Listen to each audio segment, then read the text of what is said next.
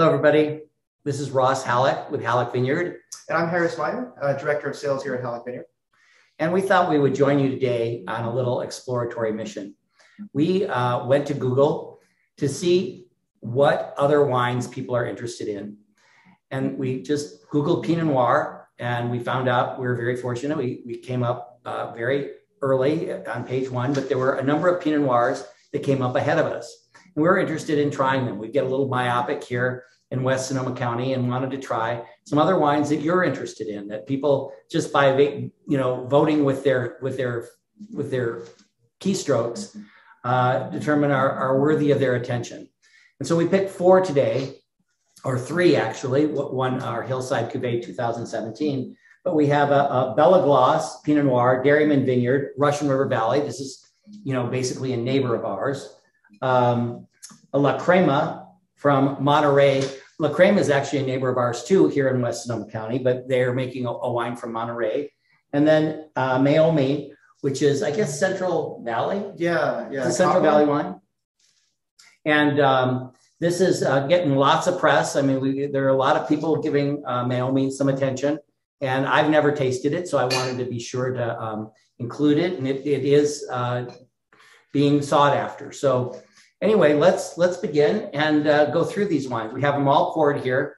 And so let's start here with Belle Glos. And I hope I'm pronouncing it correctly for anyone who's familiar with the brand. I apologize if not. Well, it's a good thing we're both wearing white because you can see the color pretty starkly against our shirts. Yeah. You can see how dark this wine is, first off. Yeah, it's almost like a cab. It's really deep, dark purple, almost opaque. Not like a Pinot Noir, but it promises richness and boldness. And let's give it a smell and see if it delivers on that. Oh boy, does it. Wow. Oh, very big notes. Yeah. It's got, some spice. It's a real meatiness to it. Absolutely. It's almost like a raisinated fruit as well. Mm-hmm. Yeah. What would you call that fruit? Maybe plum? I'd say raisins. Raisins? Oh, yeah. That's true. Yeah. And it's got a hint of floral. Yeah. Some violets. So let's go ahead and taste it and see how it delivers.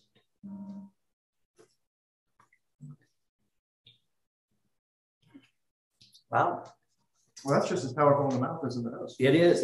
And I think that's true of, any good wine. I'm not talking about a, award-winning wine or a great wine, but, I think that any good wine delivers on the promise of the nose. You don't want to smell something and go, oh, this smells like it's going to be great, and then you taste it and it falls off. This is really nicely balanced between what you expect from the nose and what it delivers on that promise.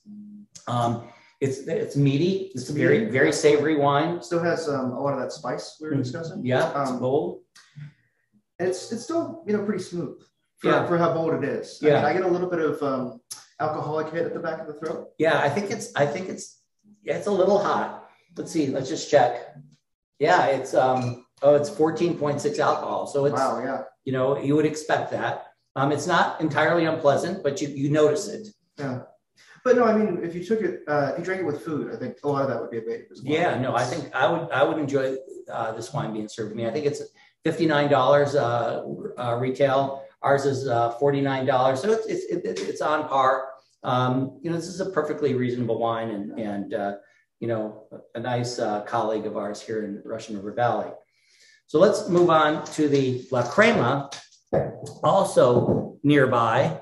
But they're a Monterey vineyard. So La Crema is made here in West County, but they're obviously getting fruit from elsewhere. Yeah, and you can see immediately the color difference. It's much lighter. Oh, much lighter. This is a Pinot Noir color. This is translucent, gem-like, a little ruby. Mm.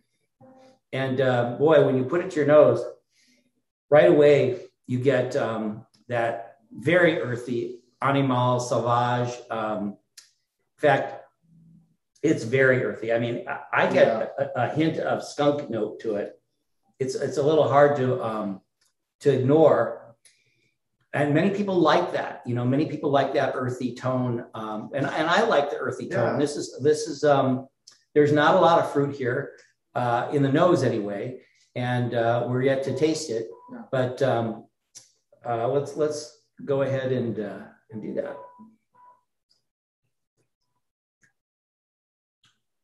Well, there's the fruit. There's fruit. Yeah. Yeah. It's almost like a sour cherry. Yeah. Sweet, sour, kind of like fruit. I mean, it's kind of like candy a little bit. You're right. It has that sweet and sour effect. Well, this is certainly not a cocktail wine. This demands fruit. Yeah. You really, you know, it's not something that is probably at its best on its own, like we're trying it now. Yeah. It's got a hint of bitterness on the mid palate. Yeah, and the tannins aren't very well integrated. No, it's a little rough, but I think with food it would do well. You know, again, as a cocktail wine, it has a lingering bitterness that isn't that pleasant. But I think if you had this with, you know, a rack of lamb or something, it would be really nicely paired. Totally. Okay. Ooh, another dark one. Wow. Another dark one. This is the Meiomi. Now, this is from the Central Valley, and it is super dark. It's even darker than the Belle Glos. It does not look like Pinot Noir. It's purple and opaque. Let's see how it smells. Well, yeah, not my favorite. No, that's a little hard to get over. That smell has sort of the hint of industrial plastic. I'm not real fond of this. Yeah, it reminds me of like processed chewy candy, like Twizzlers or something, or like those little blackberry candies. Yeah. If that's all the fruit that it has, it'll be really disappointing. But you have to get over the nose on this one. Yeah. Let's give it a taste. Well, now the fruit is much better. I mean, it comes in with, you know, plums, and it's got a pruny note, like a little bit of cooked fruit, but it's pleasant. Not a lot of acid, not a lot of tannins. Well, and if you're looking for, you know, a buttery, smooth Pinot Noir, this is probably your stop. Yeah. This is it's super velvety. smooth. Yeah, there's not a lot of lift on the palate. It's just smooth and luscious. It's a luscious wine. Again, it has that pruniness on the back palate, on the finish, you know, that cooked fruit. And, you know, some people really like that. Yeah, the finish is still quite short, though. That's maybe my biggest complaint. Yeah. I think this is the weakest of the three wines that we have here right now. I agree with you. So let's try our Hillside Cuvee. So this is sort of a happy medium in color. It's not quite as light as the La Crema, but it's not quite as dark as the other two. No, it's definitely a little toward the La Crema. Let's say the La Crema might be garnet. This would be ruby. So it's a deeper, darker, but still translucent, gem-like quality. And when you smell this wine, there's definitely some earthy tones in it, but there's also fruit. Yeah, I mean, the animal jumps out to me first and foremost, but then you definitely lead into some cranberry, some of those more tart fruits. And you know, with Thanksgiving right around the corner, cranberry is top of mind for me. So I mean, you could say pomegranate as well. Oh yeah.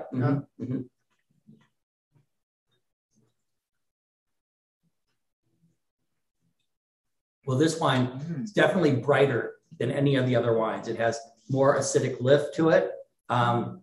That may or may not be your preference, but I love it. I love that I could actually drink this by itself, but this would be fantastic with food because of that acid lift. And to your point, there's those pomegranate notes come out and the cranberry notes. Yeah, totally. The minerals really come out as well. Yeah, really quite minerally. And then you get some of the spices as well, especially on the palate, like white pepper. It's really strong. That pairs also amazingly with food. So this wine definitely has more layers going on. Oh yeah, it certainly doesn't fall off at the back. No. Well, you know, if it isn't obvious, we certainly always prefer our wines, and it's not intended to be self-serving. It's just we make wines that we like. So that's to be expected. But I hope this was interesting to you. And we're going to do more of this. We want to find out what you're interested in. So let us know. Thanks and enjoy. Have a happy holiday.